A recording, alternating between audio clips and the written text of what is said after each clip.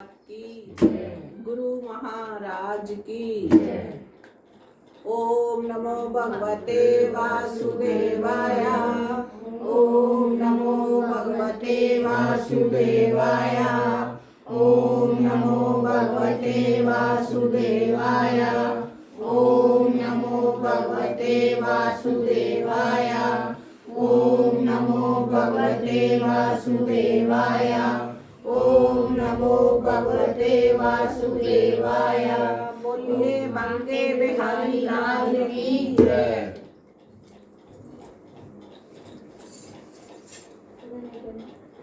पार्वती, अब 13वें अध्याय की महिमा सुनो। दक्षिण दिशा में एक बहुत बड़ी नदी है। उसके किनारे हरिहर नाम से साक्षात भगवान शिव जी विराजमान है। हरिपुर गांव में हरि दीक्षित नामक एक क्षत्रिय ब्राह्मण रहते थे। वो बहुत भगवान का ध्यान करते और वेदों के विद्वान थे। उनकी स्त्री थी जिस लोग दुराचारी कहकर पुकारते थे। इस नाम के अनुसार उसके कर्म भी थे। उसने पति को कभी अपना ना समझा। पति से संबंध रखने वाले जितने भी लोग घर पर आते उन सब को डांट बताती और प्राय पुरुषों के साथ रमन किया करती। एक दिन लोग नगर के आते जाते लोग देखते। उसने लोगों से छुपने के लिए बाहर वन में आदमियों से मिलना शुरू कर दिया। एक समय रात में किसी कामी पुरुष को ना पाकर वह घर से बाहर निकल गई। उस समय उसका चित्त काम से मोहित हो रहा था।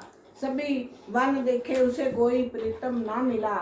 फिर वो सारे वन में जोर जोर से विलाप करने लगी। स्त्री की आवाज सुनकर सोया बांग जाग उठा और वहां गया जहां स्त्री रो रही थी। उधर वह भी उसे आते देख किसी प्रेमी की आशा से उसके सामने कोट से बाहर आ गई। बांग ने आकर नख रूपी बाणों से पहाड़ से उसे पृथ्वी पर गिरा दिया। बड़ी जोर से चिल्लाती हुई बोली, अरे बांग, तू मुझे क्यों मारने आया है? पहले बता, फिर मुझे मारना। बांग, मैं पूर्व जन्म में ब्राह्मण था। मैं यज्ञ के अधिकारी नहीं था। फिर भी मैं लोगों से छल करता। धन के लोभ से मैं गालियां देकर दूसरे ब्राह्मणों का धन लूट लिया करता। और तब मैं बहुत बूढ़ा हो गया। बाल सफेद हो गए, अंग शिथिल हो गए। तब एक बार मैं ब्राह्मण के घर पर खाने के लिए मांगने गया। रास्ते में मुझे कुत्ते ने काट लिया और मेरे प्राण निकल गए और बांग की योनि में उत्पन्न हुआ। मैं अपने पूर्व जन्म के पापों को याद करके कभी संत साधु पुरुष सती स्त्रियों को नहीं खाता। अतः तुम उल्टा होने के कारण तू अवश्य ही मेरा ग्रास बनेगी। बांग कहता कि मैं सती पाठ पूजा वाले ब्राह्मणा बंदिया नु मैं नहीं खाता। तू उल्टा इस करके तू मेरा ग्रास बनेगी। और कठोर नखों से टुकड़े टुकड़े करके खा गया और चंडाल योनि में गई। उसका जन्म चंडाल योनि से चला गया। फिर उसे पिछले कर्मों के पापों से चंडाल के घर में भी प्रतिदिन बढ़ती हुई वह पूर्व जन्म के बाद उसे कोढ़ हो गया। नेत्रों में पीड़ा होने लगी। फिर कुछ काल के पश्चात वह पुनः अपने निवास स्थान हरिपुर चली गई। वहां उसने वासुदेव ब्राह्मण का दर्शन किया।